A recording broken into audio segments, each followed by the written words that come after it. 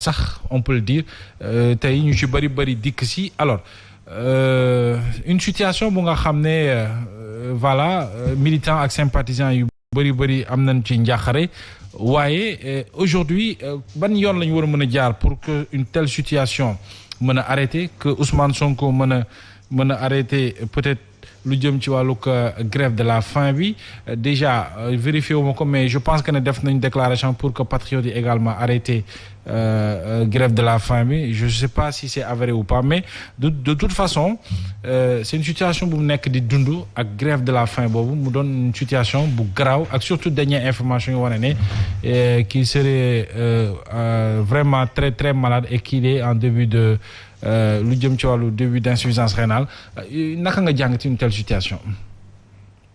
Bon d'abord c'est une situation regrettable. Parce que bu ñu demee ba ces avocats di wax ne dafa am début d'insuffisance rénale te boo xam ne insuffisance rénale ni mu grave donc déjà je crois que situation bi bu dee noonu la demee mi ngi bëgg critique. oui. li ci yéeme aussi mooy confusion bi nga wax léegi parce que y a des déclarations et des contre-déclarations sur même cette grève de la faim. oui. parce que ñenn ñi nee nañ c'est une grève boo xamante ne dañ ko imposer Ismaïla Madior Fall quand il est sorti bon vraiment sur un ton assez cynique aussi parce que je dis que ministre de la justice il y a une façon quand même de communiquer surtout quand il s'agit de xam nga politique. war la yóbbu ba ngay wane benn cynisme boobu à travers vraiment ces déclarations. et je crois que bu placé woon mbokkam ci côté boobu il allait réagir autrement. C'est clair. Adversité c'est pas de l'animosité. Tout à fait. Parce que même nit su nekkee dans les difficultés il faut savoir compatir par rapport à cela.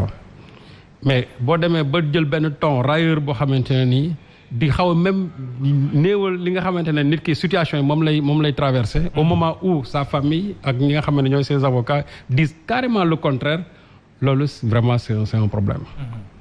Et je crois que ñi nga xamante ne aujourd'hui ils sont les mieux placés parce que quand tu dis que une telle personne n'a absolument rien kooku kon warul nekk hôpital ku fa nekk rek c'est parce que am nga jafe-jafe sa wér gu yaram. te loolu mi ngi tàmbali ci ñun. certains médias di déclarer à travers leurs éditions que Ousmane Sonko nekkul hôpital. le ministre génn démentir certains propos ça aussi. véritablement xam nga loolu déjà c'est un problème. donc nit ki suñu jikkee ba transférer ko hôpital c'est parce que am na lu ñu yëg ci yaramam. te li ñu yëg ci yaramam même muy tuuti muy néew aussi c'est-à-dire da nga ciy compatir.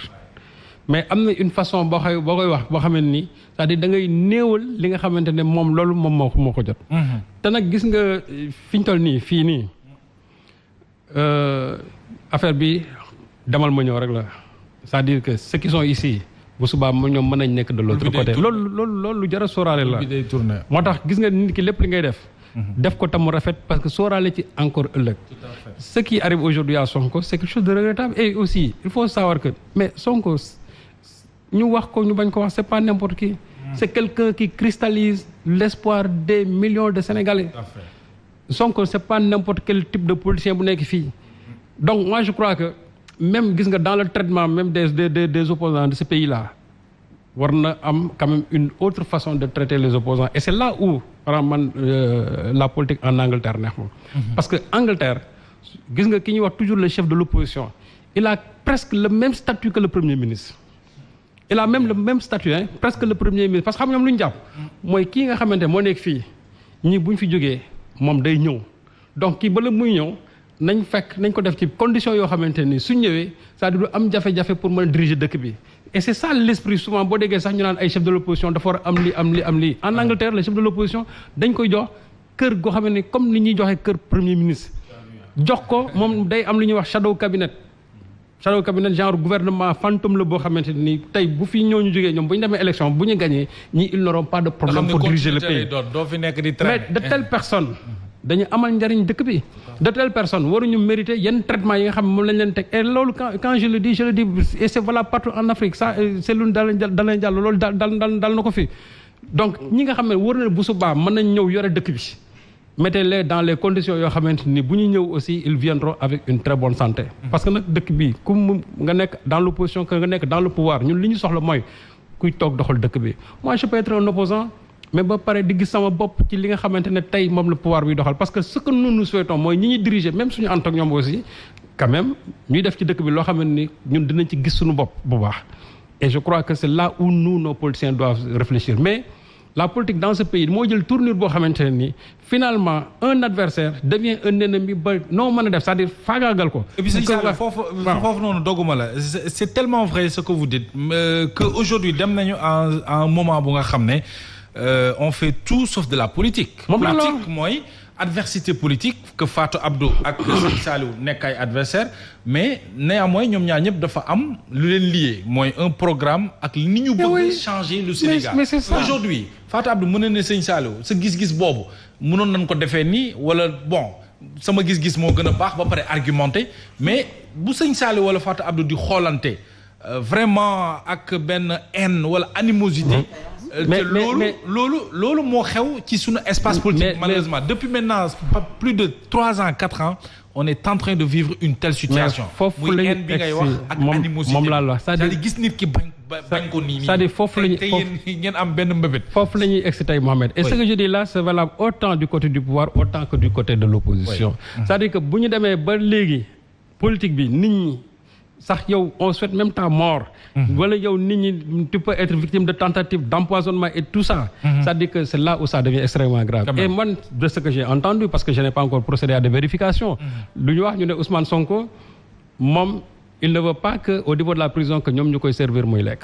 oui que moom li mu bëgg mooy ay lekk yoo xam ne ni jógee këram et puis aussi vérifié. tout à fait loolu je crois que pour un homme politique. et sachant comment ça se passe dans ce pays c'est son droit le plus absolu. c'est son droit le plus absolu parce que man gis naa fi ñoo xamante ni c'était des prisonniers. ñoom li nga xamante ñoom moom lañ doon lekk. ñoom ñoo ko doon fi ñu ko doon def sax ñoo ko doon tijjil seen bopp c'était le cas de Clédor Sène. te Clédor Sène ce n'était pas un homme politique de ce rang-là. mais ne serait-ce que pour sa santé. ak li nga xamante moom loolu la wóolu que moom chaque fois lekkam su ñëwee daf koy contrôler boppam et loolu aussi à juste raison. mais su fekkente ne nag dem nañ ba nga xamante ne même yow wóolootoo sax ñi nga xamante ne tey ñoom ñoo la war di jox lekk aussi moo tax ma ne politique bi saa liñ egsi na foo xamante ne nii waru foon egsi. parce que bu fekkente ne derrière tout ça on ne souhaite que la mort de son prochain ou bien on ne souhaite que le malheur de son prochain actuellement on ne fait plus de la politique li ñu nekkee c'est-à-dire c'est autre chose mais ce n'est pas de la politique. parce que si c'est la politique c'est l'art tout simplement de développer vraiment la cité.